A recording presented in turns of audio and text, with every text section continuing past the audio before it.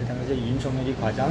그래서 박영수를 소개해줘 내가. 박영수가 진단을 해더니 나한테 야 그놈 보고 가서 덜덜덜덜 떨고 오니까 커피 한잔 마시고 오라래. 윤석열이가 네가 조우영이야 이러면서. 윤석열한테서 윤석열이가 보냈단 말이야?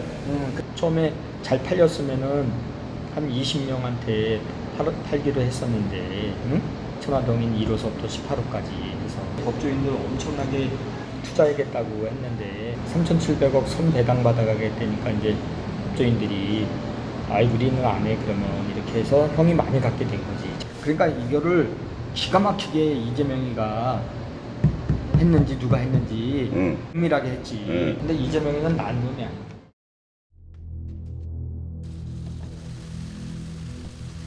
대장동 사건 핵심 인물인 김만배 씨가 한 지인과 나눈 대화의 음성 파일을 뉴스타파가 입수했습니다. 대화 당사자는 현직 기자 시절 김 씨와 동료 사이였던 신학림 전 언론노조 위원장. 대화를 나눈 시점은 지난해 9월 15일입니다. 김만배 씨하고는 아주 오래전부터 잘 아는 사이입니다. 서로 신뢰하는 사이고 그렇습니다.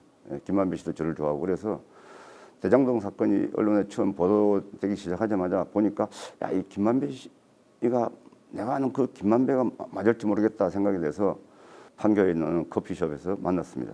만났더니 이제 대장동 사건에 대해서 먼저 자세하게 얘기를 했습니다.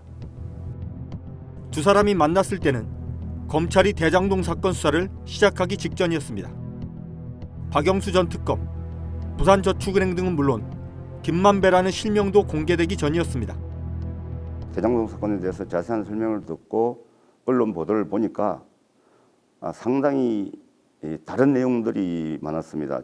이 실체를 더 좀 정확하게 파악해야 되겠다고 싶어서 김만배 씨한테 추가적으로 확인하고 물어보려고 했는데 구속이 되는 바람에 접촉할 수 있는 방법이 없었습니다.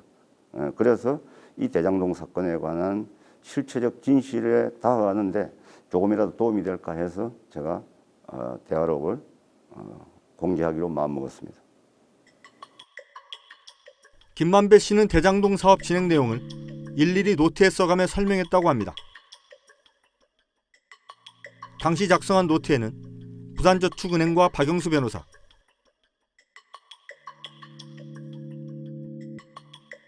정영학 회계사와 남욱 변호사,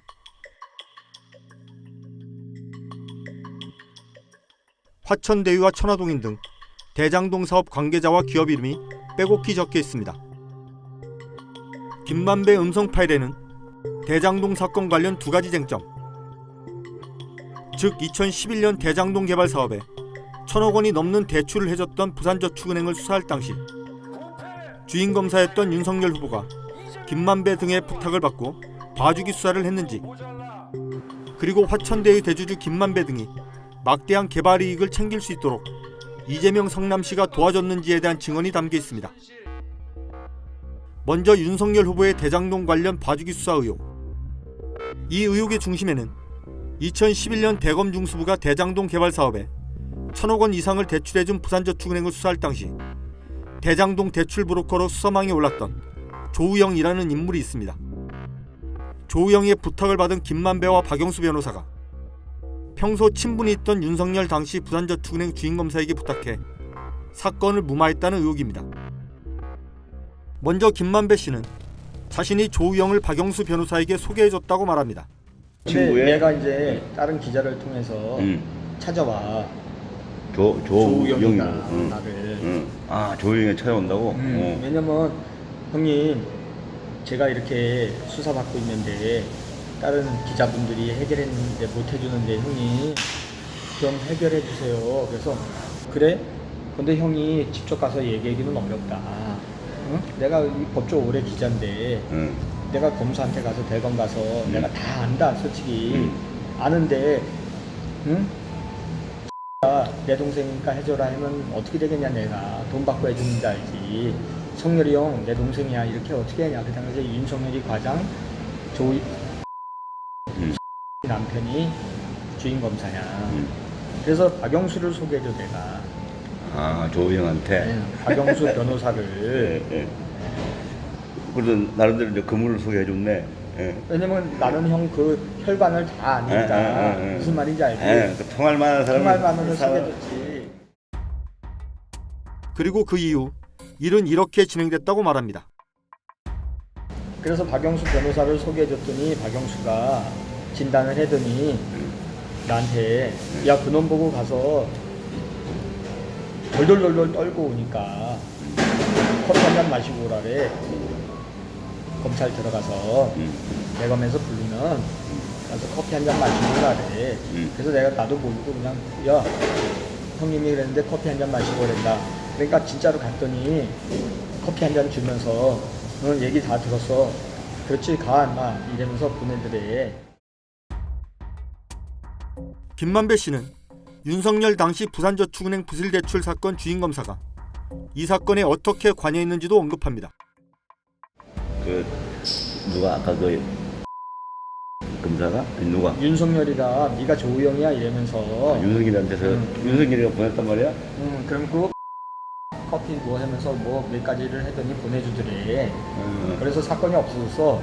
근데 그럼 아니 잠깐만 조영이 그러니까 박영수가 이거 기사 나가면 나도 아니 그러니까 박영수가 그러면 윤석열하고 통했던 거야? 윤석열이를 데리고 있던 애지. 아니 데리고 있었기 때문에 통했지. 그냥 봐줬지. 그래서 부산저축은행 회장만 꼬링시키고 부회장 김양 부회장도 꼬링시키고 이랬지. 지난해 9월 녹음된 김만배의 이 말은 조우영을 전혀 모르고 봐주기 수사를 한 사실이 없다던 윤석열 후보의 주장과는 배치되는 증언입니다. 조은영한테 커피는 왜 사주셨어요? 그럼 왜 타주셨어요? 저는 그 사람 본 적이 없습니다. 아니 참 희한하네. 갖다 붙이려고 10년 전 것까지. 조우영 씨가 2011년 대검 중수부 윤석열 수사팀에서 특혜를 받고 처벌을 피했다는 의혹 관련 정황은 그간 여러 개 나왔습니다. 대장동 사건의 핵심 인물 중 한 명인 남욱 변호사의 지난해 11월 19일 검찰 진술 내용도 그중 하나입니다. 진술 조서에서 남욱 변호사는 제 기억으로는 일주일 안쪽으로 2회 조사가 있었는데 저 김만배, 조우영이 2회 조사 출석 전에 대법원 주차장에서 만났고 그때 김만배가 조우영에게 오늘은 올라가면 커피 한 잔 마시고 오면 된다. 물어보는 질문에 다 협조하면 된다라고 했으며 그래서 조우영이 검찰에 출석해서 2회 조사를 받고 나왔는데 실제로 주임검사가 조우영에게 커피를 타줬다고 했고 첫 조사와 달리 되게 잘해줬다는 말을 했습니다. 라고 진술한 것으로 기록돼 있습니다. 이 진술이 나오기 2개월 전 녹음된 김만배의 음성 파일 내용과 일치하는 대목입니다. 뉴스타파는 김만배의 음성 파일 내용과 관련해 박영수 변호사와 윤석열 후보, 대출 브로커인 조우영 씨와 조 씨를 수사하면서 커피를 준 것으로 언급된 박모 검사에게 입장을 물었습니다. 조우영 씨와 박모 검사는 연락이 닿지 않았습니다. 박영수 변호사 측은 후배인 윤석열 검사에게 조우영 씨 관련 사건을 청탁했는지 등을 묻는 질문에 다음과 같은 답변을 보내왔습니다. 조우영 사건을 수임한 것은 기억나지만 너무 오래된 일이라서 누구의 소개로 수임한 것인지 검찰 관계자에게 부탁을 했는지 김만배에게 질문과 같은 취지의 말을 했는지 여부는 기억나지 않는다. 참고로 당시 박 변호사는 소속 법무법인의 실무 변호사에게 맡겨서 업무를 수행했기 때문에 구체적인 사정에 대해 기억하지 못하는 것이라는 내용이었습니다. 박영수 변호사의 부탁을 받고 대장동 대출 브로커 조우영 씨를 무혐의 처분했는지 등을 묻는 질문에 윤석열 캠프 측은 아무런 답변도 해오지 않았습니다. 다음은 이재명 후보가 시장으로 있을 때 성남시가 화천대유 대주주 등에 특혜를 줬는지 여부. 김만배는 애초 자산관리 회사인 화천대유 밑에 천화동인이라는 이름의 회사를 18개 만든 뒤 이를 자신과 가까운 법조인들에게 나눠주려 계획했는데 성남시가 대장동에서 발생하는 수익 중 3,700억 원을 먼저 배당받아 가기로 사업을 설계하면서 계획이 실패했다고 말했습니다. 처음에 잘 팔렸으면은 한 20명한테 팔기로 했었는데 천화동인 1호서부터 18호까지 해서 근데 안 팔렸지. 하나도 안 팔렸어. 그게 왜냐면 하나도 너무 공모 조건을 성남이 유리하게 자기네한테 유리하게 해서 법조인들 엄청나게 이거 이제 투자하겠다고 했는데 3,700억 손배당 받아가겠다니까 이제 법조인들이 아이 우리는 안 해 그러면 이렇게 해서 형이 많이 갖게 된 거지. 천화동이 다 파는 거였었는데 그걸. 김만배 씨는 대장동 사업을 추진한 성남 도시개발 운영비 250억 원을 화천대유가 낸 것에 대해서도 불만을 표시했습니다. 그리고 공사에 도시공사에 한 몇 년 동안 250억 원을 줘서 운영하게 그 뭐냐면 직원들이 또 좋네. 운영비로 직원들 그거는 배당 3,700억 말고 준 거야? 그렇지 상관없는 거지. 자산운용사가. 근데 그 줘야 될 의무가 있는 거야? 아니 법으로 걔네들이 그렇게 만들었어. 그 운영 도시개발공사 돈이 없으니까. 그렇지 그거에 관여했는 애들. 그러니까 이거를 기가 막히게 이재명이가 했는지 누가 했는지 아주 정밀하게 해놨네. 정밀하게 했지. 그러니까 손해는 전혀 안 나고 앉아서 코뿔게 딱 해놓은 거네. 해놓은 거지. 근데 이재명이는 난 놈이 아니야. 김만배 씨는 당시 이재명 시장이 공원이나 터널 조성 비용 등을 화천대유에 추가 부담하도록 하자 욕을 많이 했다고도 말합니다. 그러니까 이제 또 땅값 올라가니까 이재명 시장이 터널도 뚫어라, 배수지도 해라, 뭐 저리도 계속 이게 이제 이 부대 조건이 자꾸 붙는구나. 그래서 내가 욕을 많이 했지. 응? 같은 새끼, 공산당 같은 새끼 했더니 성남 시의원들이 찾아와서 그만 좀 하시. 화천대유 대주주 김만배 씨의 이 같은 증언은 이재명 성남시가 화천대유 등에 특혜를 줬다는 의혹과는 달리 민간 사업자 입장에서 불이익을 당해 불만이 매우 컸다는 것을 보여줍니다.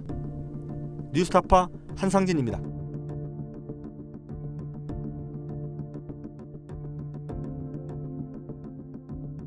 내 목숨을 걸어서라도 지키려고 하는 것은 국가가 아니야. 분명히 소위 애국 이런 것이 아니야. 진실이야.